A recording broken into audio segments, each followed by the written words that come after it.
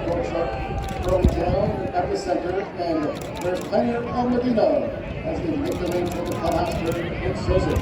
So Zozos wait to the inside, will come on through, there's plenty of Medina second, and close up. Epicenter going down, three-quarters on Epicenter has taken the lead for the Zozos, and plenty of Medina and Kobe Video. Coming past the 16, and it's Epicenter, who's keeping it now.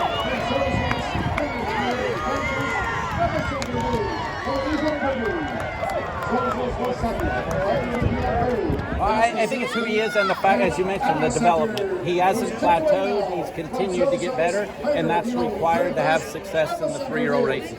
Steve, you've had many horses win here to break a track record. How incredible was it to see that? He's a very special horse. We haven't won the Derby here since Gunrunner, and for him to, hopefully he can add on to that, the same silks on. What does it mean to just get 5 wins again today? And I believe you just got off a plane from Dubai? Today was a very emotional day with, a great 3-year-old prospect in Epicenter and the champion Echo Zulu coming back. On a few of the undercard horses ran really big, set the table for him, but for, Echo Zulu, very emotional for us. Everything she did for us last year, her first race of the year, to be in a race as prestigious as the Fairgrounds Oaks, and then Epicenter to cap off the meet. You're here for this race, for the development of the 2 turning 3-year-olds, and leaving here as happy as we can be, and we feel in great shape. Where do you guys go? Churchill Downs will be where this stable goes. As far as Epicenter from here to the Derby, what does this training look like and things like that? Well, we feel, great. He's won at Churchill and spent a lot of time training there, so he'll leave here Monday and he'll return to training at Churchill Downs on his normal schedule, and we'll look at the weather a little bit as far as exactly what days of the weeks we want to get into a routine with him. Love the 6-week intervals that he's having and how he's responded to it. And we're very familiar with how he did train in the fall at Churchill, and we're going back with more horses there. Should the Fairgrounds Oaks be a grade 1? I've won it with many a grade.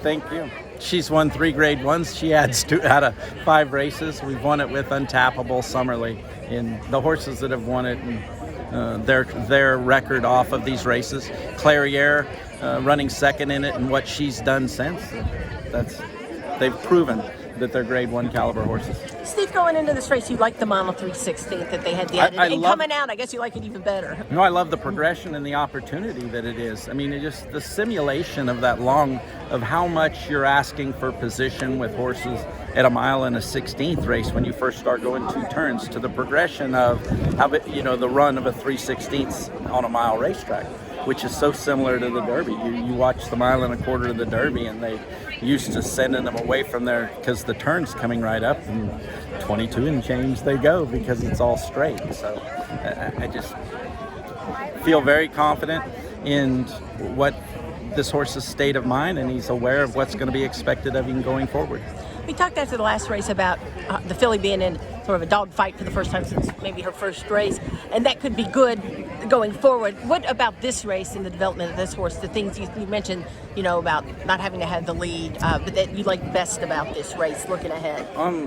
Trip handicapping. I mean, the Risen Star, that's where you wanted to be, and that's how you wanted, and he took advantage of it. And I thought watching the races today, the rail in the lead was a good spot by our previous winners, but for the confidence Joel showed in him to teach him something and win $1 million race is very rewarding. Were you hoping the race would maybe unfold where he could get that kind of experience? I thought Florent on Zozos would defend the rail. He won the first running of this race at a mile 3/16 with Wells in a very similar fashion, and he kicked him on away from there, and as expected, they went solid fractions, not ridiculous, but solid. 3/4 and 11 here is very respectable, and I thought Epicenter tracked nicely and wasn't ranked, and moved to him when asked and looked good through the wire. I understand why it's such an emotional thing with Echo Zulu, but why is this such an emotional win for you with Epicenter? Well, because I'm 0 for 26 in the Kentucky Derby, and he's a great chance, and I really want to win it. It just You know, you just, the construction or building blocks are in place for success, and that's what we're trying to do all the time. This was an excellent day. To go 3 for 3 here and the 2 big ones, that's, you know, it's a day like that you dream about. You hope it would work out, you know, and it did. So it doesn't go according to plan all that often. It's horse racing, so you know we're very lucky and just fortunate to be in the situation that we're in. I thought he probably dispelled some of his critics, you know, who thought he was a need the lead, had to have the lead kind of guy. I thought he relaxed well behind other horses, and,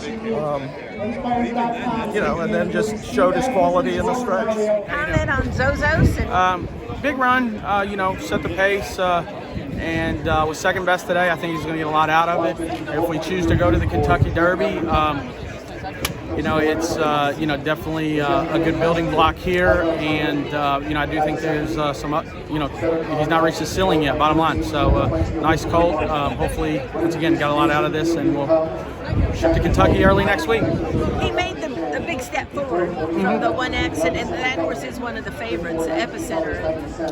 Yeah, you know, he's Wasn't got, like some long shot won the race. No, he has experience on it, and you know he ran well, and you know it's, you know, our horse is, like I said, a little short in the seasoning department, but he got a lot today, and smart horse. And once again, we'll take him back to Churchill and let him train over the next few weeks, and probably make a decision on for a Derby bound or not. If he looks like he's doing well, and since that is his home base, is there any reason you wouldn't go in the Derby? Not really. I mean, I just want to make sure he's doing well. Ultimately, it'll be up to Barry and Joni butts out. But you know, listen, it's the Kentucky Derby. These horses get one shot at it, and he picked up 50 points. So, you know, I would assume that that's going to be enough. And if it is, he's earned the right. And like I said, I think he's got a lot of upside. I really, really do.